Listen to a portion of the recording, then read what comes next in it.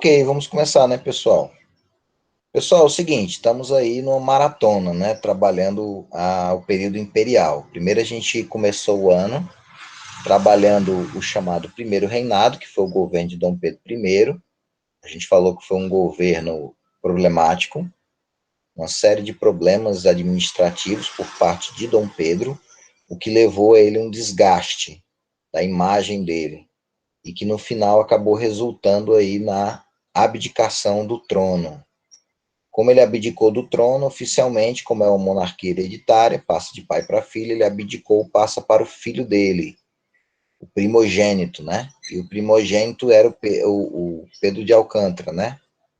E só que ele só tinha 5 anos de idade, então ele não podia assumir. Então esse período que foi da abdicação de Dom Pedro até a coroação de Dom Pedro II, nós chamamos esse período de período regencial. A gente falou que foi um período extremamente tumultuado da história brasileira. A gente teve uma série de rebeliões que aconteceram nesse período, principalmente porque existia aquela disputa que a gente falou durante a aula das duas grandes correntes políticas. Uma defendendo a centralização da política e outra defendendo a descentralização. Essa briga acabou resultando nessa série de rebeliões que a gente trabalhou. Então, uma das marcas desse período, do período regencial, foi exatamente essa desunião política, essa desarmonia, que foi uma das marcas fortes desse período. Foi um período de grande instabilidade política. E no meio de tudo isso existia um desejo muito grande pela unidade. E aí aparece exatamente os liberais, que estavam sem grande participação política no Brasil e queriam participação política. E também queriam a própria unidade, né? Então, os liberais, eles acabaram formando o Clube da Maioridade para fazer uma campanha para colocar Dom Pedro antes dos 18 anos. Dom Pedro só tinha 14 anos. Pelas nossas leis, pela nossa Constituição da época, era 18 anos. E eles queriam antecipar a coroação de Dom Pedro. Por quê? Porque Dom Pedro era uma figura simbólica para a nação, né? Aliás, o imperador. O imperador era visto como a marca da unidade da nação. Digamos assim, a ordem no meio da desordem, né? Podemos falar assim. Então, a figura dele, os liberais acreditavam, poderia trazer a ordem à nação, né? Poderia acalmar os ânimos e acabar com esse ciclo interminável de rebeliões que estavam acontecendo pelo Brasil. Os conservadores acabaram acatando a pressão, no caso, dos liberais, e acabou aprovando a coroação de Dom Pedro com apenas 14 anos. Isso foi uma espécie de golpe, porque foi um ato de ilegalidade. Ele não tinha amparo legal para estar assumindo. Então, eles conseguiram dar um jeitinho, e aí ele foi coroado aos 14 anos. Ironicamente, o segundo reinado ele começa com um golpe, e o segundo reinado termina com um golpe, né? Então, nós tivemos 2 golpes aí. Um golpe dado aí pela liderança dos liberais, e no final um golpe liderado pelos militares, né? Então, foi um período de governo praticamente de 49 anos de governo, um governo de relativa tranquilidade política. A gente vai ter problemas, claro, né? A gente vai ter a Revolução Praieira, a gente vai ter também as revoltas liberais, mas, de forma geral, foi bem mais tranquilo do que foi o período regencial e muito mais estável economicamente do que o primeiro reinado. Inclusive, foi a época em que o Brasil se destacou a nível internacional em relação ao café. O Brasil ele vai virar o grande produtor mundial de café, de grande renome internacional. O Brasil vai viver um período de grande prosperidade ligado à questão do café, mas posteriormente a gente vai ter grandes problemas dessa dependência absurda com o café. O café ele vai passar de 60% das nossas exportações, o que nesse primeiro momento vai ser a coisa mais extraordinária do mundo, mas que quando a gente chega na época da República Brasileira, vai dar muito problema, porque o preço internacional ficou oscilando e o Brasil ficava à mercê da oscilação do preço internacional do café. Quando estava bem o preço, o Brasil estava bem. Quando estava mal, o Brasil estava mal. Então, foi uma situação um pouco complicada. Outro ponto também que a gente pode falar é que durante esse período a gente vai ter a formação de dois partidos políticos, né, que foi o liberal e o conservador, que a gente vai já falar sobre esses partidos quando a gente falar da situação política durante o segundo reinado. E também a gente vai ter como novidade, no finalzinho desse assunto, a abolição da escravidão, mas vai ser bem lenta. No Brasil, as coisas parecem que andam um pouquinho mais lenta, né? E a escravidão demais. Praticamente beirando o final do segundo reinado é que a escravidão oficialmente teria acabado, né? Mas a gente vai estar vendo se é bem isso, né? Quando for na semana que vem, a gente vai falar sobre esse processo lento, né? De mudança. Aqui nós temos algumas imagens que são importantes de interpretação, né? Para questões futuras de Enem. Aqui a gente tem a figura do imperador Dom Pedro, a gente consegue perceber que ele é bem jovem, né? A gente vê a questão da igreja, a gente vai ver que a influência da igreja era muito. Essa questão de Estado laico, teve até um aluno que falou sobre isso, perguntou sobre isso de manhã. Não existia o Estado laico, a gente estava totalmente envolvido inclusive a própria Constituição de 1824 colocava o catolicismo, a religião católica, como a nossa religião oficial. A igreja tinha dependência Enfim, deixa eu falar isso quando a gente for falar mais na frente sobre um problema que o império vai acabar tendo aí com a própria igreja. Mas a gente está vendo, então, a influência da igreja, que era responsável pela própria coroação, pela bênção sobre o próprio imperador, né? A gente tem outra imagem representando já Dom Pedro II mais jovem, né? Um pouco mais velho, né? Do que os 14 anos que a gente consegue perceber nessa imagem. E aí a gente chega para falar sobre a situação política no Brasil, né? Como era. Primeiro a gente tem um destaque, o imperador. O imperador estava acima de tudo e todos, né? Na Constituição de 1824 foi dado praticamente poder absoluto para ele. O cara fazia tudo, tudo que ele praticamente queria. Ele escolhia os senadores, ele escolhia os presidentes das províncias, ele era o comandante dos exércitos, ele dissolvia a Câmara dos Deputados. O cara fazia praticamente tudo, né? Ele era a autoridade quase que suprema da nação. Então, no Brasil, você tinha realmente uma forma de governo absolutista, né, por parte do nosso imperador. O imperador ele foi uma figura muito importante para tentar conseguir o consenso entre dois partidos políticos que estavam disputando de forma acirrada o processo de eleição, que era exatamente o Partido Liberal e o Partido Conservador. Esses dois partidos, claro que eles tinham diferenças ideológicas, mas de forma geral eles eram muito semelhantes. Por exemplo, os dois partidos acreditavam que a monarquia era uma forma de governo adequada para o Brasil. Então, eles defendiam a monarquia. Eles defendiam, por exemplo, a questão da permanência da escravidão no Brasil, estavam em acordo, né?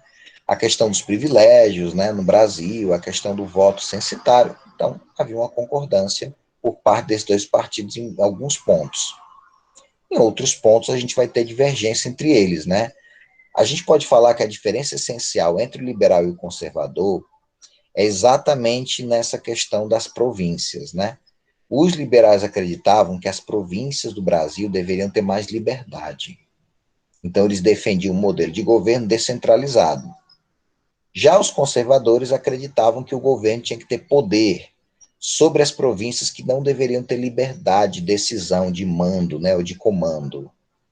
Então, os liberais acreditavam que o poder moderador, eles se opunham ao poder moderador, né?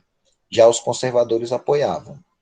São diferenças pequenas, mas que na hora da eleição, na verdade, a disputa estava muito mais ligada a chegar ao poder do que realmente a diferença ideológica entre eles, né? Mas a disputa era muito acirrada e acabou gerando briga séria em relação a essa disputa.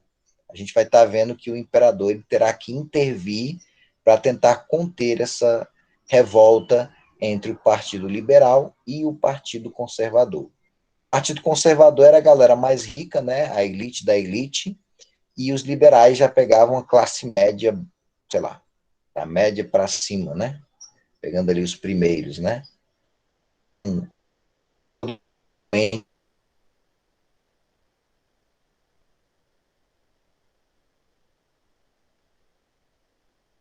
oficialmente os conservadores. Como tudo na política, existe uma coisa que as pessoas perguntam assim, por que o cara...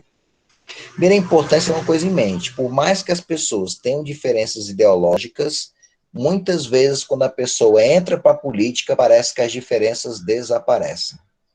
Esse era o caso do Partido Liberal e Conservador. Brigavam, mas quando chegavam no poder, era tudo a mesma coisa, governando. Todos eles apoiavam o imperador, todos acreditavam que o imperador tinha que ter poder, tudo que até os liberais diziam, na hora lá do governo propriamente dito, eles parece que mudavam. Porque geralmente política é assim, né? Quando ele percebe que é favorável estar de um lado, ele fica, mas quando ele percebe que é prejudicial, ele muda de lado facilmente. Por isso que a gente diz que Partido Liberal e Conservador, quando chega no poder, não tem diferença. Queria ver um conservador governando, colocava um liberal. Queria ver um liberal, colocava um conservador, porque era a mesma coisa. Por isso que a gente coloca a questão da farinha no mesmo saco, né?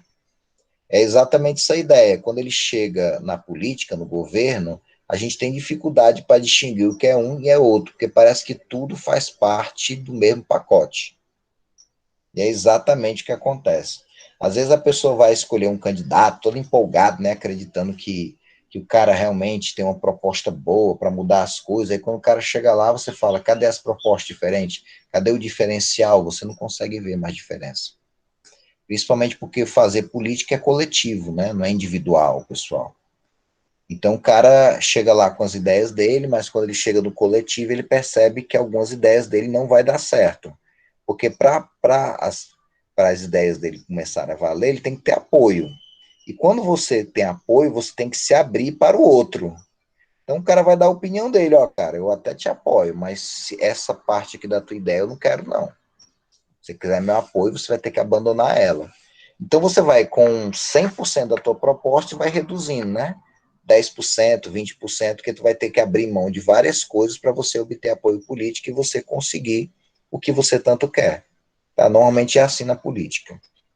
Espero que vocês estejam entendendo, tá bom? Beleza? Vamos para frente. E aí chega naquela parte que eu estava falando para vocês, a questão o que se você procura na política, né? Até hoje, acho que isso é verdade na época, também é para hoje, né? Duas coisas que você procura. Primeiro, prestígio. Segundo, benefício para você. E aí, segundo, significa dinheiro, né?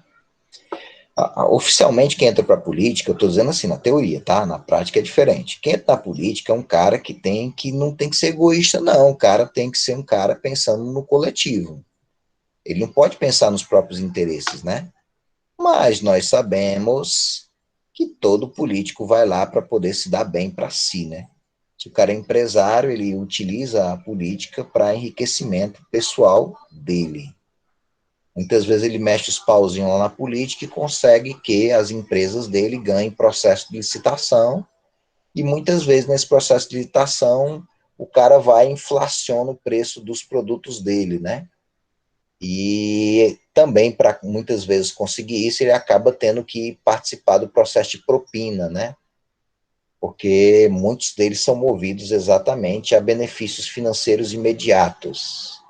Então, às vezes, você vai, por exemplo, fechar um acordo com a tua empresa, vamos imaginar que o custo é 1 milhão, aí você coloca 2 milhões, aí bota aí uns 500 mil só de propina, né? Ou até um pouco mais do que isso, né? Para você conseguir ter isso, né?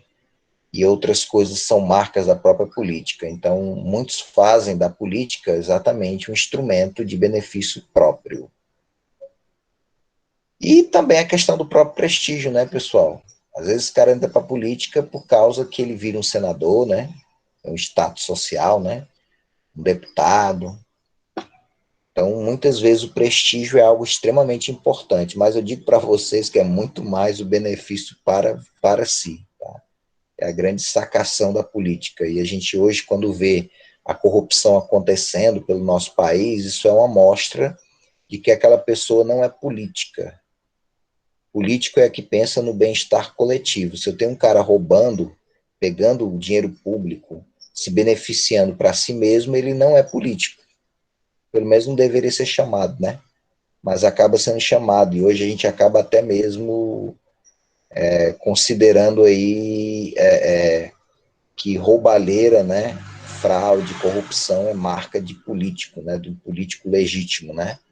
E a gente não deveria ver dessa maneira, mas infelizmente na nossa prática a gente tem hoje, isso acaba sendo uma realidade. Se foi na época do Segundo Reinado, ainda é uma realidade em nossos dias. Esses dois partidos brigavam demais para chegar no poder, né, porque queriam prestígio e benefício, e essa briga acabou resultando aí na primeira eleição, que ficou conhecido como eleições do cacete. Por que a gente fala que é a eleição do cacete? Porque os liberais, eles queriam assumir a maior parte dos cargos públicos, e eles percebiam que quem tinha mais força eram os conservadores. Então os liberais tiveram, né, que usar meios ilegais para conseguir chegar no poder. Aí a gente chega nas eleições do cacete. Para a gente poder entender, eu vou mostrar um chartzinho aqui para ficar mais fácil, tá bom? Ó, essa imagem aqui. Essa imagem é um bazar eleitoral típico da época, né? Que você tem coisas que oficialmente não eram para ser utilizadas em eleição, né? Armas, né? Você tem cédulas brancas, né? E na época você não tinha um sistema eletrônico de votação, você escrevia o seu voto na cédula, né? Então você já tinha, por exemplo, cédulas que já eram cédulas voltadas para os liberais, né? Então os caras armavam tudo, né? Às vezes eles roubavam, por exemplo, a urna, e aí, quando a urna aparecia, já aparecia com os votos alterados, às vezes era quem ganhava eram os conservadores, aí aparecia mais votos para os liberais, entendeu? A gente tinha, por exemplo, casos de pessoas que não deveriam nem participar do processo político, né? A gente tinha um caso, por exemplo, de crianças, né? Porque no Brasil, para votar é 18 anos, a gente tinha casos de crianças de 2, 3 anos, o nome da criança aparece e o voto dela, quer dizer, no Brasil era lindo. Até político tinha, até criança, né, tem consciência política no Brasil. A gente tem casos, por exemplo, de nome de morto. O cara morreu há cento e poucos anos atrás, mas estava lá o nome dele, o voto dele, né? Quer dizer, até os mortos têm consciência política no Brasil, né? A gente tinha também casos, por exemplo, de urnas que eram para ter 4 mil votos, de repente aparecia 8 mil, né? É o milagre da multiplicação dos votos, né? Claro que a gente está percebendo que é safadeza, né? Tudo isso fazia parte do que a gente está chamando de eleições do cacete. Agora, uma coisa importante também que a gente precisa dizer é que essas eleições não foi só no começo, a gente vai ter muito essa marca em outras eleições também, principalmente na época da República Velha, as chamadas o voto de cabresto e outras coisas que a gente vai estar conversando quando a gente estiver trabalhando a República Brasileira, né? Então a gente percebe claramente, outra coisa que eu até falei é a questão da violência, né? Os liberais, por exemplo, eles pagavam pessoas que iam com pedaços de pau, né, os chamados cacetes, ou até com armas e ameaçavam os eleitores, né? Você vai votar em quem? Com arma na mão ou com um pedaço de pau e forçava o cara a votar. Claro que já deu para saber quem é que ganha no processo eleitoral desse, né? Os liberais, né? Eles que vão estar ganhando e realmente ganhar a primeira eleição. Porém, os conservadores foram conversar com o imperador e o imperador acabou anulando o processo de eleição. Os liberais ficaram revoltados e acabaram promovendo uma série de revoltas, que são as revoltas liberais, né? E aí o imperador ele vai ter que tomar uma atitude. Ele precisa dar um jeito para diminuir esse atrito entre o Partido Liberal e o Partido Conservador. E a solução vai ser a alternância no poder. Uma hora os conservadores ficam no poder, outra hora os liberais. Uma hora os conservadores, outra hora os liberais. Então vai ter o que a gente chama de alternância no poder. Aí você pode falar assim, caramba, peraí, mas como é que você tinha garantia que na eleição seguinte quem ia ganhar mais eram os conservadores? Porque a máquina pública trabalhava exatamente para garantir a vitória daquele partido da vez. E isso muitas vezes significa fraude, tá? Então, como eu disse para vocês, a fraude não é uma marca na primeira eleição, mas vai ser contínuo na nossa política. Só a partir de Getúlio Vargas é que a gente vai ter uma tentativa da moralização do nosso sistema eleitoral. Até então, a coisa era bem esculhambada no Brasil. Beleza? Tranquilo? Todos estão ouvindo direitinho? Sim. Tranquilo aí? Beleza, vamos continuar então. Beleza, vamos para frente. Então, aqui é um charge de época mostrando exatamente esse jogo, né, entre os liberais e os conservadores. Você vê como eles não eram tão diferentes, né? Vai ter um período, inclusive, do segundo reinado, que o imperador vai conseguir colocar tanto os liberais quanto os conservadores do poder. Esse período, inclusive, ficou conhecido como a Era da Conciliação, né? Aí você vê que a diferença não é tão gritante entre eles. Pronto, uma vez que a gente entendeu o básico da questão política, agora a gente vai falar um pouquinho sobre o sistema de governo adotado no Brasil. O que foi adotado no Brasil era uma monarquia parlamentarista. E quando a gente fala de parlamentarismo, de monarquia parlamentarista, a gente geralmente lembra da Inglaterra. E aí a gente precisa entender mais ou menos bem rápido, não vou entrar em detalhes, sobre como funciona o parlamentarismo em inglês. Como é que funciona o parlamentarismo em inglês? O povo participa de um processo de eleição onde são escolhidos os membros do parlamento, né? A chamada Câmara dos Comuns, né? Então, a Câmara dos Comuns, então, é eleita pelo povo, o partido da maioria apresenta o candidato, participa do processo de eleição e eles escolhem o líder do parlamento. Esse líder do parlamento é o chamado primeiro-ministro. Esse primeiro-ministro ele é apresentado, no caso hoje, à rainha. A rainha dá o voto dela de confiança e ele passa a governar, tá? Só que a rainha, ou se fosse um rei, né?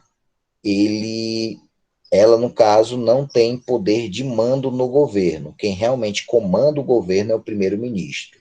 Desde a época da Revolução Inglesa, os reis da Inglaterra, eles decidiram que iam acatar todas as ordens do parlamento, as decisões do parlamento. Então, quando o primeiro-ministro ele é apresentado, ela não nega, ela só confirma a decisão do parlamento. Então, na ordem natural, o poder vem do povo, que entrega para o parlamento, que entrega para o primeiro-ministro. Então, o poder vem de baixo para cima. E o rei é apenas uma figura de representação. Beleza? Isso é um modelo que funciona na Inglaterra. E no Brasil? O Brasil quer ser diferente. Ele faz um parlamentarismo ao contrário. E aí eu vou ter que mostrar um outro esquema para vocês entenderem como funcionava o parlamentarismo brasileiro, tá bom? Vamos lá. Primeiro você tem a figura do imperador, que é o rei, né? Que tem um poder quase absoluto através do poder moderador. O imperador, ele escolhe o presidente do Conselho dos Ministros, que nada mais é do que o primeiro-ministro. Então ele escolhe o primeiro-ministro e o primeiro-ministro escolhe o seu conselho de pessoas que vão auxiliá-lo no governo, que é o Conselho de Ministros. Depois que ele forma a sua equipe, ele é apresentado à Câmara dos Deputados. A Câmara dos Deputados, então, aprova ou desaprova ele. Se a Câmara aprovar, que provavelmente vai aprovar, porque foi a escolha do imperador, simplesmente ele começa a governar.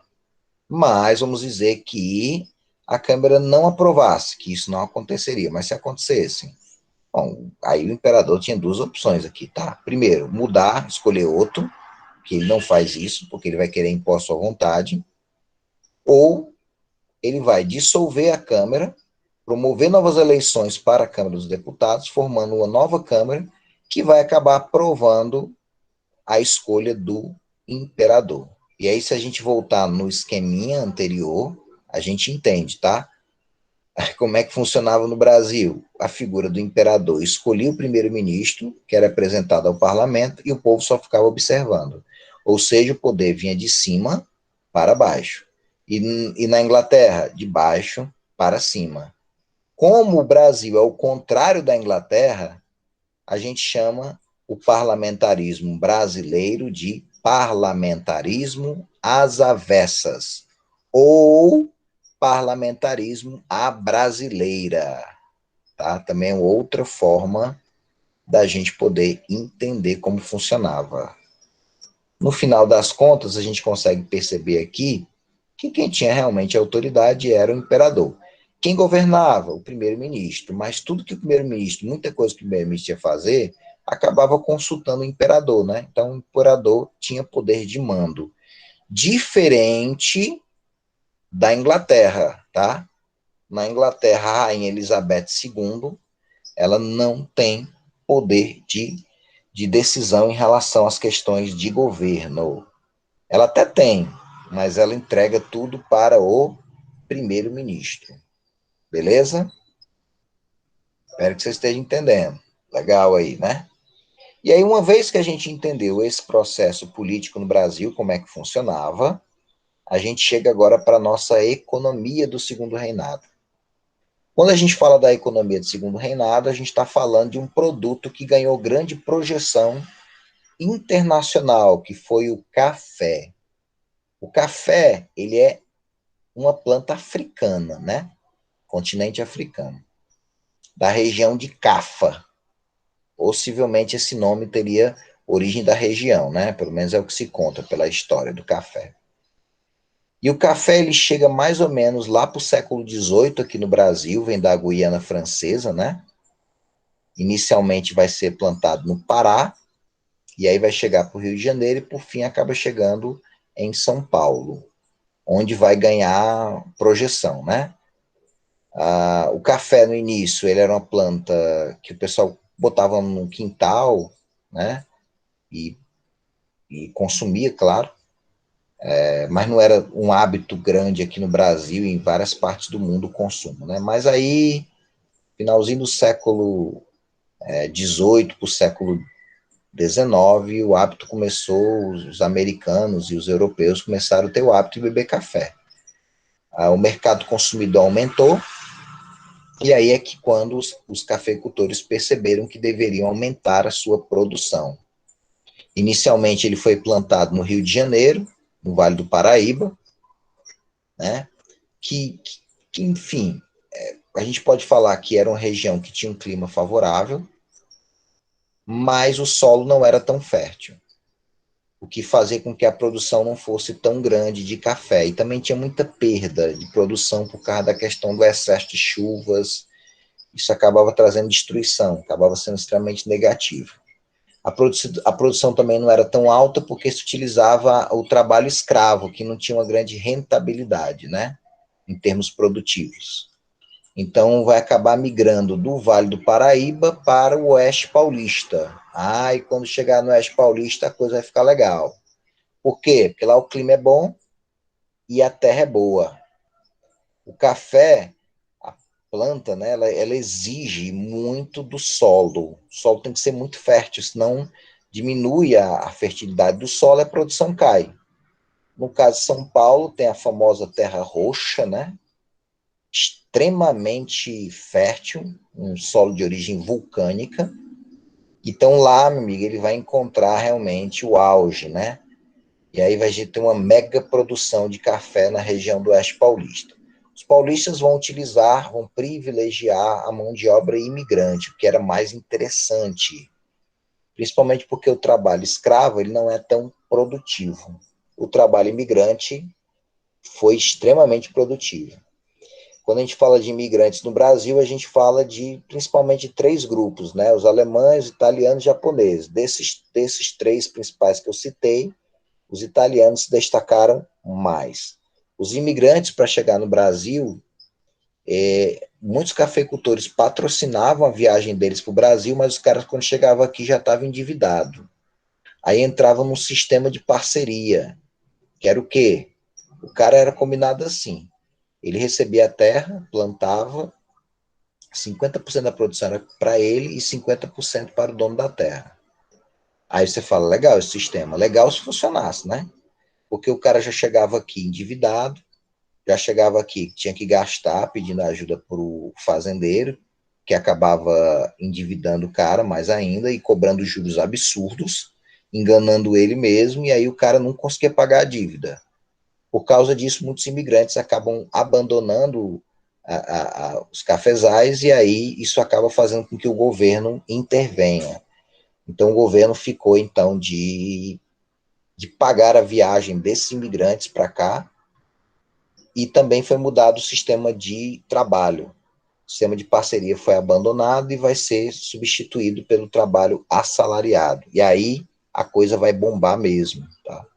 A gente vai ter uma grande produção acontecendo, e exportação, e a renda e toda aquela riqueza vindo através do que eles chamavam tradicionalmente de o ouro negro no Brasil, né? O café, né? Grande destaque da nossa economia. O café foi bom para o Brasil, porque trouxe, na verdade, uma maior concentração econômica, mas essa concentração econômica acabou privilegiando a região sudeste do Brasil. Principalmente 3 regiões se destacaram: Rio de Janeiro, São Paulo e Minas Gerais, que acabam sendo também um grande polo de decisão política da nação. Muito da verba do café que veio foi utilizado para o desenvolvimento econômico do Brasil, principalmente na indústria, porque muito desse capital foi investido e injetado na indústria, e também para a construção de linhas de trem, que vai ter um grande crescimento durante esse período.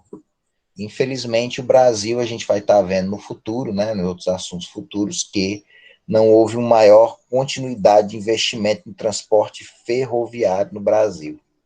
E hoje a gente tem uma dependência muito grande do transporte rodoviário, o que é um transporte muito caro.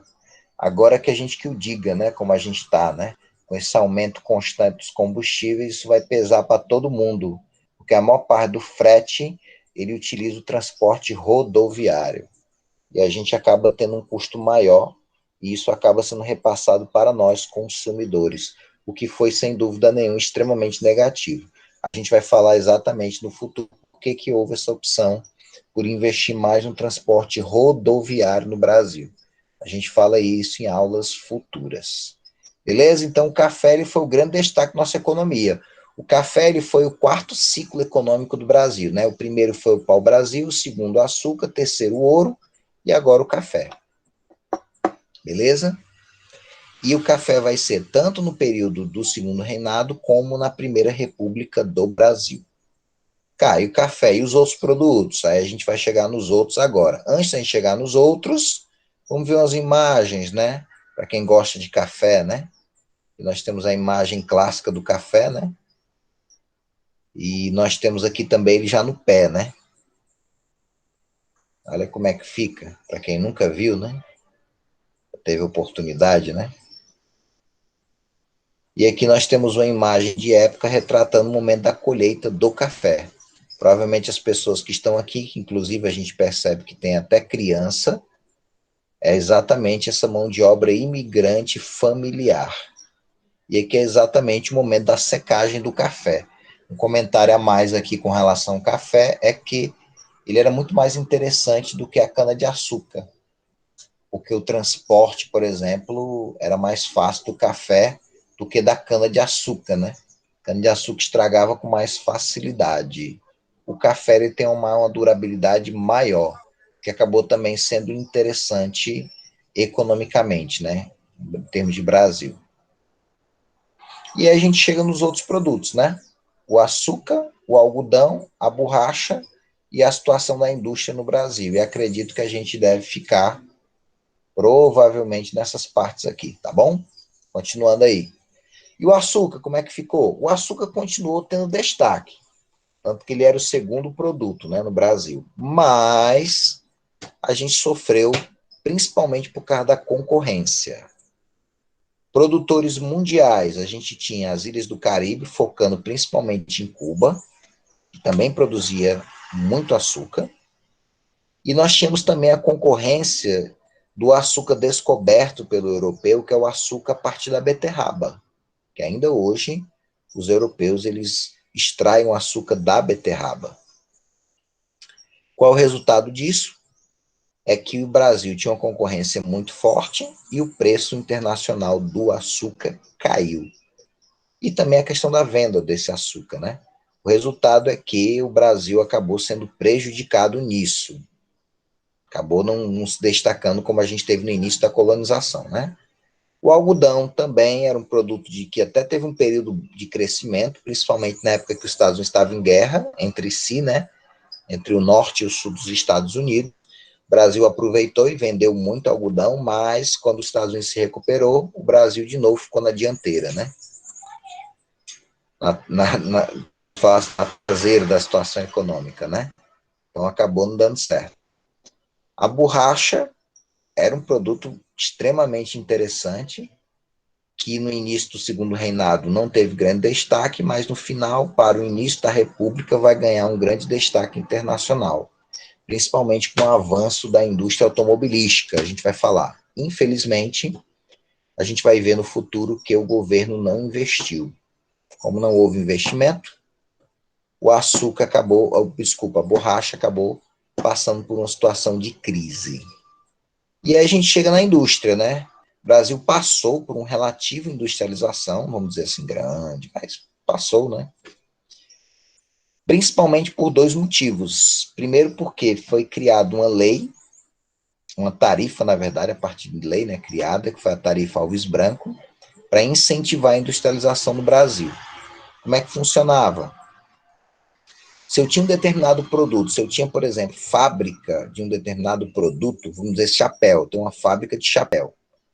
Então, se eu tenho uma fábrica produzindo chapéu aqui, pela tarifa Alves Branco, aquele produto que vem de fora paga 60% de imposto. Então, o produto que vem de fora acaba sendo bem mais caro que o produto que é vendido aqui. E com isso, o governo está incentivando a indústria nacional. Um segundo ponto foi uma lei que foi criada, foi a Lei Eusébio de Queiroz, que acabou com o tráfico de escravos.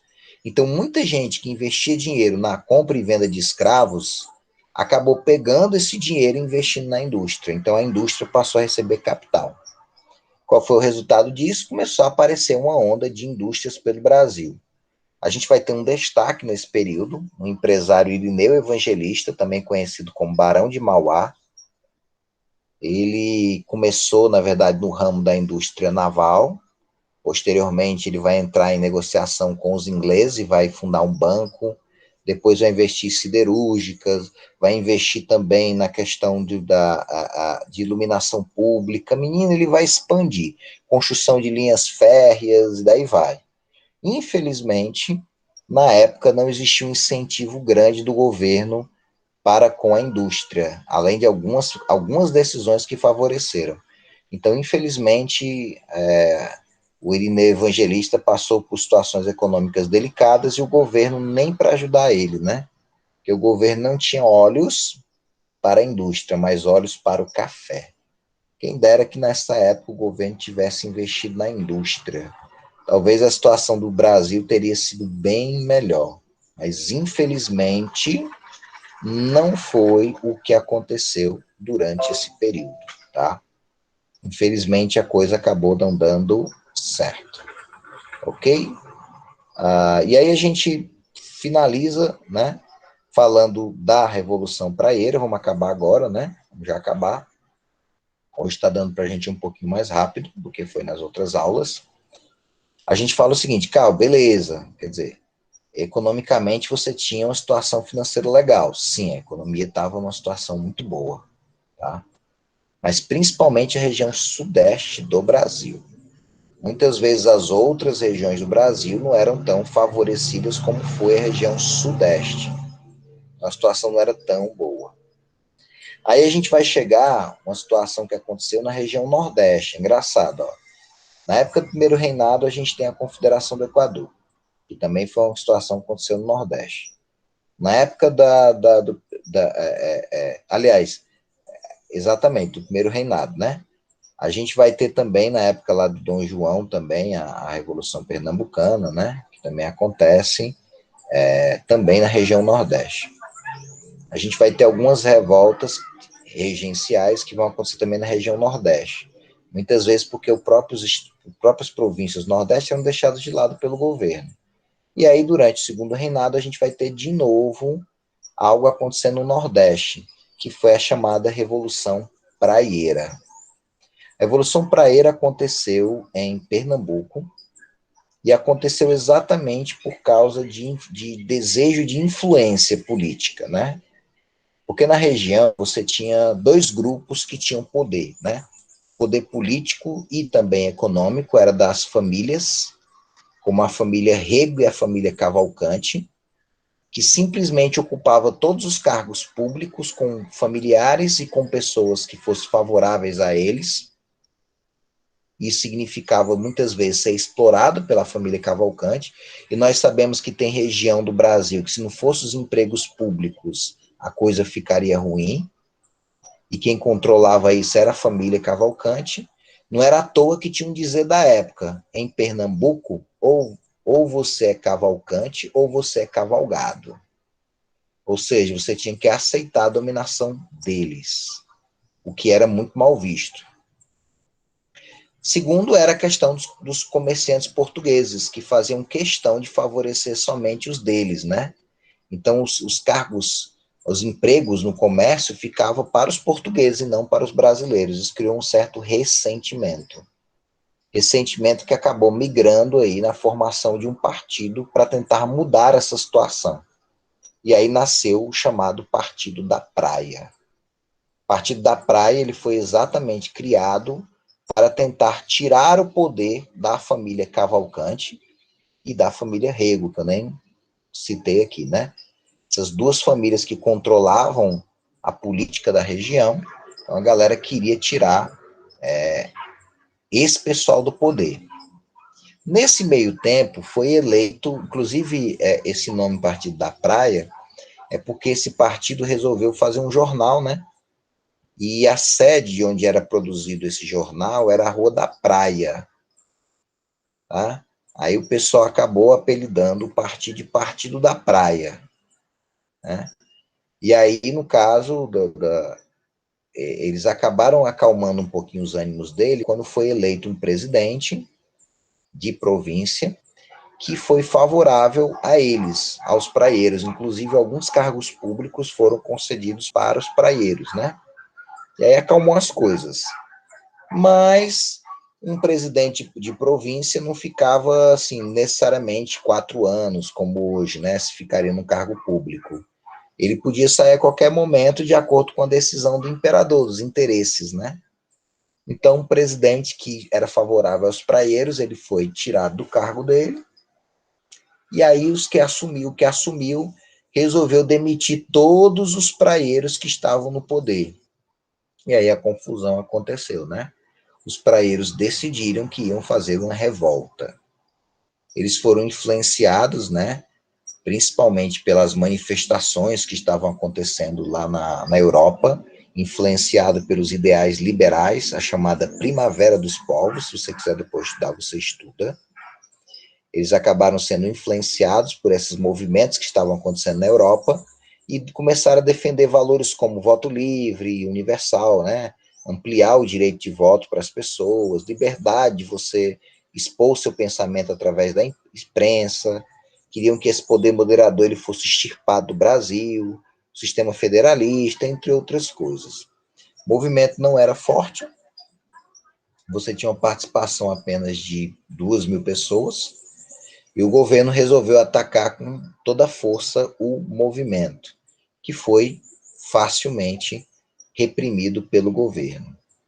Então, a Revolução Praieira, para a gente concluir a aula, ela marca exatamente a última revolta que aconteceu durante esse período.